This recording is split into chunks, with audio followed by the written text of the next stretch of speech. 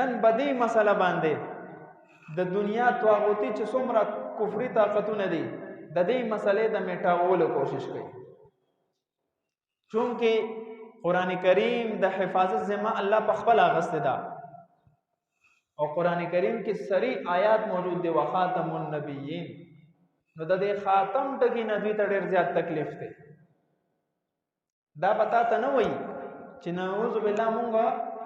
جناب محمد رسول الله صلی الله علیه وسلم نه منو، دا نه وای بیا هم د الله نبیو، خو د دې نه پس هم د نبوت دا سلسله جاری ده چې کم یو خبيث را پاسېږي نو نبوت دعوه کولی شي. تا په بده باندې یقیني کې چې او دا خو کافر نه دی، کلمه وی لګیا دی، خو مسله سره ځل ځان پوي کا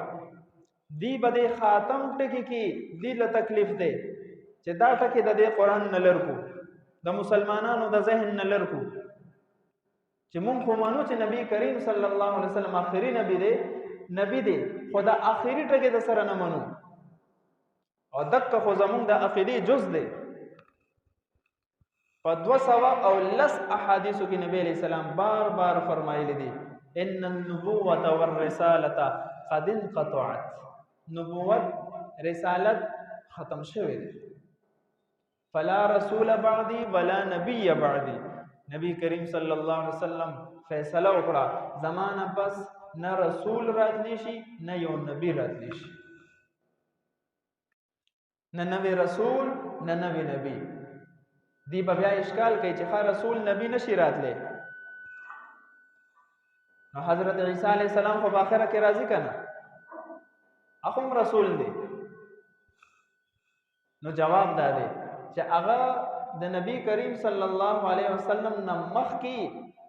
قوم ته را لېږلی شوی، اب رسول وی خو لیکن دا مطلب نه دی چې د نبی علیہ السلام نه پس نوی رسول راغلی دی، اخو پهله پیغمبر و،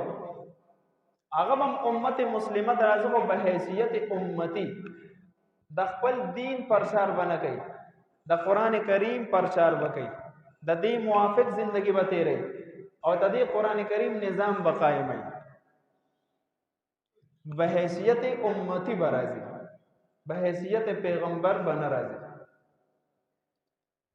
نو دا خبره مختلف قسم وسوسه زموږ استادو ذهنونو کې اچول کېږي، خصوصا په سوشل میډیا باندې. په کمره کې ناشتي یو کلیپ وکي په سوشل میډیا ورکی، په لک ساعت کې په لکونو کروڑونو خلک هغه کلیپ وګوري او خپل خبر په دې طریقه باندې ورسي.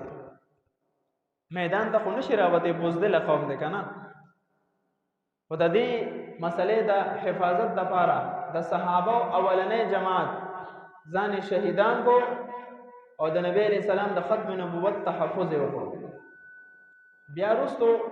په تابعینو کې ابو مسلم خولانی رحمه الله بارک کې راضی ډېر لوی بزرگ دی چې داغه په دې دور کې یو خبيث را پاسې دو اسود عنسی وته وي د نبوت دعوی وکړه او خلک مجبورول چې په ما ایمان وروړي ورنه وجنم پرېدم نه مجبورن به خلکو ایمان وروړو.